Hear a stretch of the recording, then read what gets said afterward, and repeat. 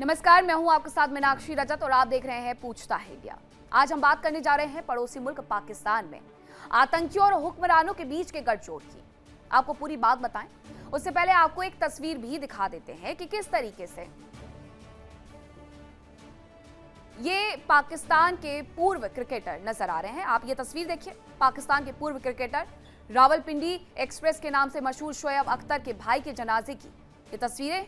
इन तस्वीरों में सामने आते ही दुनिया भर की सुरक्षा एजेंसियां चौंक गई हैं। इस्लामाबाद में हुए नमाज जनाजा के मौके पर खेल और सियासी जगत की कई हस्तियां पहुंची, लेकिन यहां आतंकी संगठन लश्कर-ए-तैयबा और उसके राजनीतिक चेहरे पाकिस्तान मरकजी मुस्लिम लीग यानी PMML के नेता दिखाई दिए।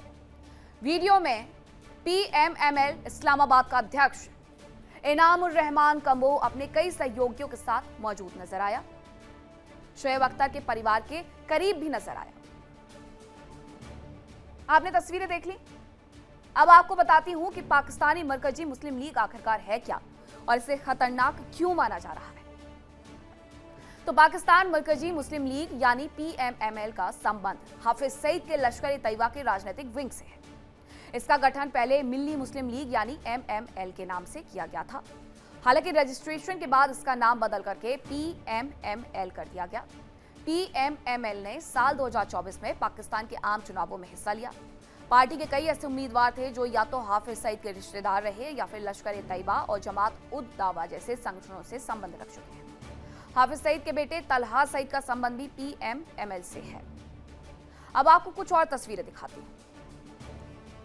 आतंकी हाफिज सईद के रिश्तेदारों के जनाजे की यह तस्वीर है। यहां सबसे आगे खड़ा शख्स आतंकी रऊफ है। ये जो तस्वीर आप देख रहे हैं, आप इसके आसपास देख सकते हैं पुलिस है, सेना के कई अधिकारी मौजूद हैं, लेकिन ये आतंकी उनके बीच में बेधड़क खड़ा हुआ है, जैसे उसे कोई सरकार न्याय व्यवस्था का कोई खौफ ही नहीं है। और होगा भी क्यों, सह भी तो उन्होंने ही दी है। साफ है कि पाकिस्तान में आतंकियों और हुक्मरानों का गठजोड़ काफी मजबूत है। यहां सेना और ISI की सरपरस्ती में आतंकी फलते फूलते हैं। दुनिया भर से भीख मांगकर पाकिस्तान पैसे लाता है और इन्हीं का इस्तेमाल सेना और उसके जरिए आतंकवादियों को मजबूत करने के लिए किया जाता है। इस बड़ी खबर पर आज हम चर्चा करेंगे। हमारे साथ कुछ खास मेहमान भी जुड़ेंगे, लेकिन ये जो तस्वीरें आ रही हैं वो सोचने पर मजबूर भी कर रही हैं कि आखिरकार पाकिस्तान जो खुद को दुनिया भर में ये बताने का प्रयास कर रहा है कि हम तो शांति के दूत हैं, उसका सच हर बार आखिरकार किस तरीके से खुल करके सामने आ जाता है। ये तस्वीरें बताती हैं कि सेना से लेकर के पुलिस तक किसी का भी कोई खौफ नहीं है। उसके पीछे की वजह सीधी सी इतनी है, पुलिस हो या सेना हो या फिर राजनेता हो, इन्होंने ही इन आतंकियों को सह दे रखी है और सर पर चढ़ा रखा है। अब सवाल यह है कि क्या पाकिस्तान में फलते फूलते आतंकी शहबाज सरकार की कमजोरी नहीं दिखाते? क्या पाकिस्तान में आतंकियों और हुक्मरानों का रिश्ता इतना मजबूत है कि उसे तोड़ना सरकार के बस की बात ही नहीं रह गई? और क्या पाक सरकार आतंकियों पर लगाम लगाने में नाकाम है? इसी पर करेंगे चर्चा की शुरुआत। कौन कौन से मेहमान मेरे साथ जुड़े हैं आपका परिचय करवाती हूँ। मेरे साथ जुड़े हैं विंग कमांडर आलोक साय, रक्षा विशेषज्ञ दामोदर सिंह, भू राजनीतिक विशेषज्ञ थोड़ी देर बाद हमारे साथ जुड़ेंगे। डॉक्टर इरशाद अहमद नेता हैं, पाकिस्तान से हमारे साथ जुड़ रहे हैं। डॉक्टर सज्जाद बुखारी वरिष्ठ पत्रकार हैं, पाकिस्तान से हमारे साथ जुड़ेंगे। डॉक्टर इरशाद अहमद, हर बार पाकिस्तान का ये सच कैसे दुनिया के सामने आ जाता है? फोटोग्राफर्स को तो मना कर देते कम से कम। बहुत शुक्रिया जी। मैं आपसे अर्ज करूंगा, देखिए, ना आप मस्जिद छोड़ते हैं, ना आप कब्रिस्तान छोड़ते हैं, ना आप किसी जगह को छोड़ते हैं, इबादत गाहों में कोई मौलाना नजर आ जाए, कहीं नजर आ जाए, आप अपनी सोच क्यों नहीं बदलते?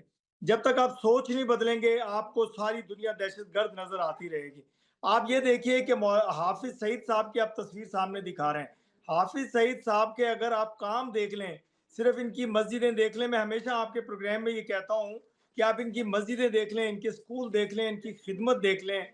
सैलाब हो, कोई तूफान हो, कोई जलजला हो, जितनी खिदमत ये लोग, इनकी जमात दावा करती है, आपकी सोच होगी।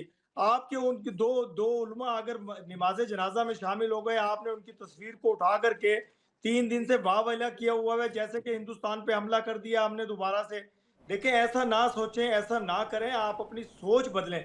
जब सोच बदलेंगे, मैं कहता हूं कि आप इनकी मस्जिद में अगर चली जाएं, मेरे घर के करीब मस्जिद है, इनकी हाफिज सईद साहब की मस्जिद है, मैं उनकी मस्जिद में जाता हूं, सिर्फ क्यों जाता हूं, वरना मैं नमाज घर में पढ़ता था।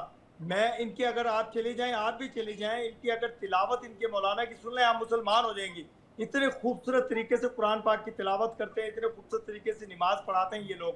तो आप खुदा का वास्ता है आपको, मैं अपने रब का वास्ता आपको देता हूँ, अपनी सोच बदलिए। और ये जो आपने अनारकी आप फैलाने लोग का अपना ठेका पहले लिया तो हुआ है जो नेतागिरी करने का जरा स्टाइल बदलिए डॉक्टर इरशाद अहमद, क्योंकि जिस व्यक्ति को संयुक्त राष्ट्र ने आतंकी घोषित कर रखा है उसका गुणगान गा रहे हैं आप।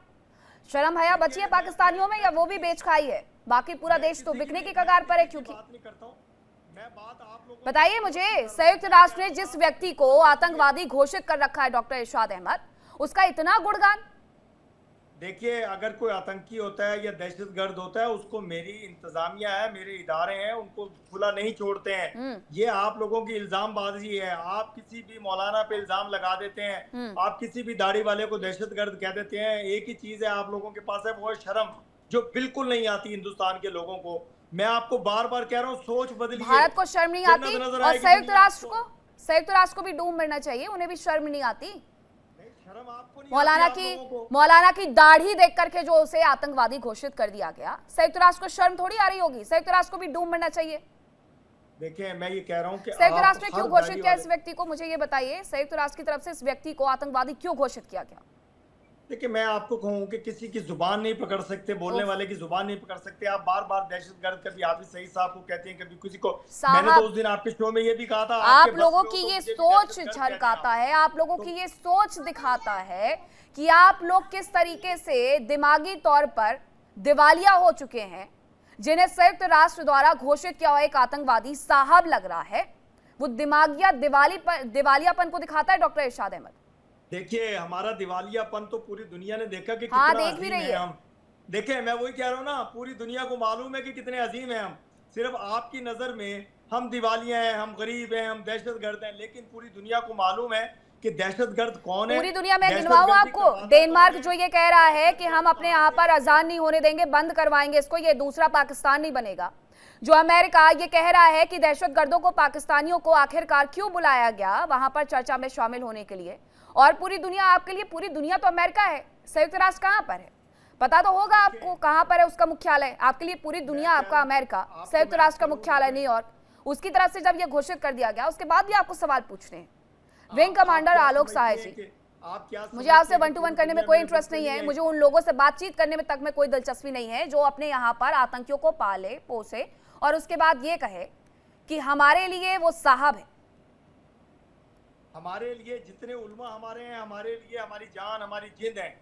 आप जो मर्जी कहिए मेरे उल्मा को, लेकिन काश मैं आपको कोशिश करूंगा कि आपको हाफिज सईद साहब की मस्जिद में लेकर के जाऊं। अगर उनकी तिलावत आप यहाँ से मैं हाथ जोड़ती हूँ, मुझे कोई दिलचस्पी नहीं है आतंकियों के साथ उठने बैठने में। आप बैठिए, अपना कद बढ़ाइए, क्योंकि पाकिस्तान की जो हरकतें हैं वो तो आप अपने मुंह से बयां कर रहे हैं। दामोदर जी वो साहब है जो संयुक्त राष्ट्र की तरफ से आतंकी घोषित किया गया है, वो रहनुमा है जिसने 2008 के मुंबई ब्लास्ट में 180 लोगों की, 160 लोगों की जान ले ली। और वो रहनुमा है जो जगह जगह पर ब्लास्ट करवाता है और उसके बाद जाकर के उन्हीं की शहादत में खड़ा हो जाता है। ये रहनुमा है, ये है पाकिस्तानियों का असली चेहरा। इरशाद सर, सलाम अलैकुम, कैसे हैं आप?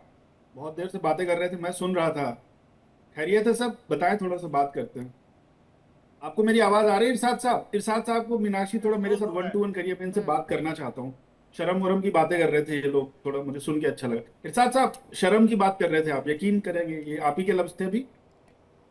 मुझे नहीं लगता कि आप मतलब नशा वशा करके तो नहीं आते डिबेट में, होश हो वक्त बैठे हैं। मैं 1000 दफा कहूंगा ऐसा करके नहीं आते, तो मैं आपसे कुछ सवाल पूछ रहा हूँ और मैं आपको बता देता हूँ, शायद आपको पता ना हो। 2011 में आपके मुल्क में दुनिया का सबसे खतरनाक आतंकवादी पकड़ा गया और मारा गया। यकीन है आपको उस पर? ये मैं नहीं बोल रहा हूँ। देखिए आप लोगों ने एक किताब लिखी हुई है जिसको पढ़ के आते हैं आप लोग। एक डायरी है आप लोगों के पास 3-4 उलमा की। ये डायरी नहीं है, ये आपके कारनामे हैं, कुकर्म है आपके। पाकिस्तान के कुकर्म सुनते जाइए। दुनिया का सबसे बड़ा आतंकवादी जिसे ओसामा बिन लादेन कहते हैं, वो 2011 में पाकिस्तान की जो डिफेंस एकेडमी उसके पास पनाह लेके बैठा हुआ था। सुनिए, आगे सुनिए। हाफिज सईद को हमने नहीं ब्लैक लिस्ट किया, हमारे साथ साथ पूरी दुनिया ने ब्लैक लिस्ट किया हुआ है।